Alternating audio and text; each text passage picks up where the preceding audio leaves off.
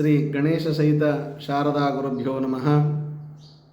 ಏಕದಂತಾಯ ವಿದ್ಮಹೇ ವಕ್ರತುಂಡಾಯ ಧೀಮಹಿ ತನ್ನೋದಂತಿ ಪ್ರಚೋದಯಾತ್. ಸಿದ್ಧಿವಿನಾಯಕನನ್ನು ಪ್ರಾರ್ಥಿಸಿಕೊಳ್ಳುತ್ತಾ ವಿದ್ಯಾಗುರುಗಳನ್ನು, ಜನ್ಮದಾತರನ್ನು ಹಾಗೂ ನನ್ನ ಆರಾಧ್ಯ ದೈವವಾದ ಭ್ರಮರಾಂಬ ಸಹಿತ ಶ್ರೀ ಮಲ್ಲಿಕಾರ್ಜುನರ ಚರಣಾರವಿಂದಗಳಿಗೆ ಶಿರಸ್ರಾಷ್ಟಾಂಗ ನಮಸ್ಕಾರಗಳನ್ನು ಅರ್ಪಿಸುತ್ತಾ, ಯಾವತ್ತೂ ಪ್ರೇಕ್ಷಕ ಮಹಾಶಯರೇ, ಗುರು ಹಿರಿಯರೇ, ಮುದ್ದು ಮಕ್ಕಳೇ, ಮಾತೆಯರೇ ಮತ್ತು ರೈತರೇ, ದೇಶ ಕಾಯುವ ಯಾವತ್ತೂ ಸೈನಿಕರೇ, ತಮ್ಮೆಲ್ಲರ ಅಂತರಾತ್ಮದಲ್ಲಿರುವ ಚಿಜ್ಯೋತಿ ಪರಮಾತ್ಮನಿಗೆ ಶರಣಾರ್ಥಿಗಳು. ವರ್ಷ ಭವಿಷ್ಯದ ವೃಷಭ ರಾಶಿಯತ್ತ ಗಮನವನ್ನು ಹರಿಸೋಣ.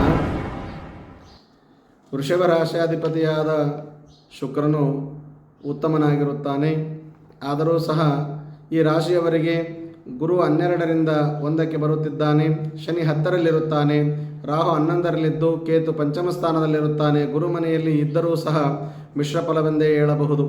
ಯಾಕೆಂದರೆ ಗುರುವಿಗೆ ಶತ್ರುವಿನ ಮನೆಯಾಗಿದ್ದರಿಂದ ಇವರು ಮುಂದಾಲೋಚನೆ ಎಲ್ಲ ಕೆಲಸ ಕಾರ್ಯಗಳನ್ನು ಭಾವಿಸಿದರೆ ತುಂಬ ಒಳ್ಳೆಯದು. ಆಲೋಚನೆ ಮಾಡಿ ಕಾರ್ಯಗಳನ್ನು ಕೈ ತೆಗೆದುಕೊಂಡರೆ ತುಂಬ ಉತ್ತಮ.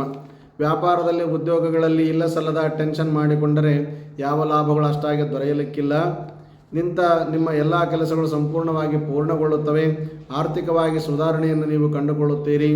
ಉತ್ತಮ ಧನಯೋಗ ಪ್ರಾಪ್ತಿಯಾಗುವ ಸಾಧ್ಯತೆ ಹೆಚ್ಚಾಗಿದೆ. ಉತ್ತಮ ತಾಳ್ಮೆ ಇರಲಿ. ಈ ರಾಶಿಯವರಿಗೆ ಯಾವತ್ತೂ ತಾಳ್ಮೆ ಎಂದರೆ ಬಹುಪ್ರೀತಿ. ಜನ್ಮಗುರುವಿಗೆ ನಿಮಗೆ ಎಲ್ಲ ಕಡೆಯಿಂದಲೂ ಉತ್ತಮವಾದ ಒಂದು ಸೌಕರ್ಯವನ್ನು ತಂದುಕೊಡುತ್ತಾನೆ. ಕೈಯಲ್ಲಿ ದುಡಿದ ಸಂಪಾದನೆಯು ಯಾವತ್ತೂ ಸಹ ಹಣ ನಿಲ್ಲುವ ಯೋಗ ಈ ವರ್ಷ ಪೂರ್ತಿ ಇಲ್ಲ.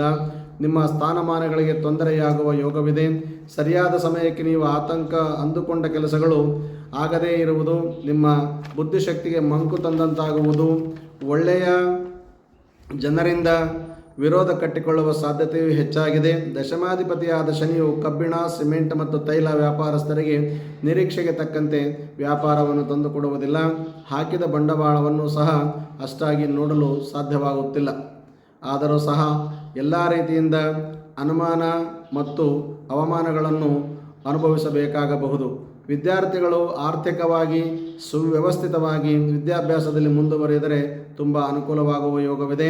ಆ ರೀತಿಯ ಮುಂದುವರಿಯುವ ಅನುಕೂಲ ಸಾಧ್ಯತೆಯೂ ಸಹ ಈ ವರ್ಷ ಪೂರ್ತಿ ಹೆಚ್ಚಾಗಿರುತ್ತದೆ.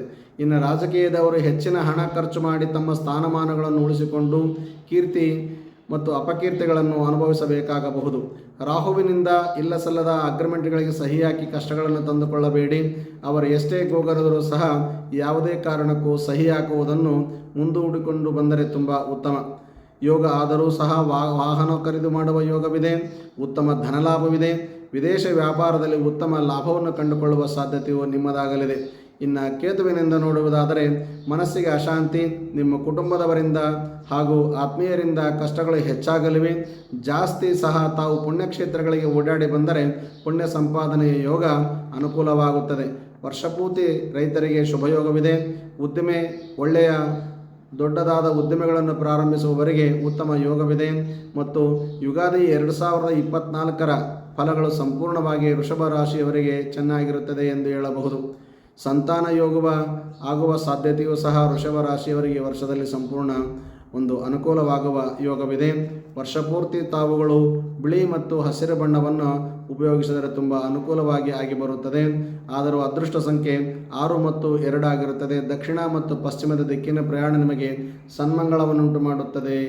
ಆದರೂ ವರ್ಷಪೂರ್ತಿ ಶ್ರೀರಾಮ ರಾಮ ರಾಮೇತಿ ರಮೇ ರಾಮೇ ಮನೋರಮೆ ಸಹಸ್ರನಾಮ ತತ್ತುಲ್ಯಂ ರಾಮನಾಮ ವರಾನನೆ ಇತಿ ಎನ್ನುವ ರಾಮ ಮಂತ್ರವನ್ನು ಪಠಿಸುವುದರಿಂದ ಎಲ್ಲ ಕಷ್ಟ ನಷ್ಟಗಳು ದೂರಾಗಿ ಶುಭ ಫಲ ಪ್ರಾಪ್ತಿಯಾಗುತ್ತದೆ. ತಮಗೆ ನಮಸ್ಕಾರಗಳು.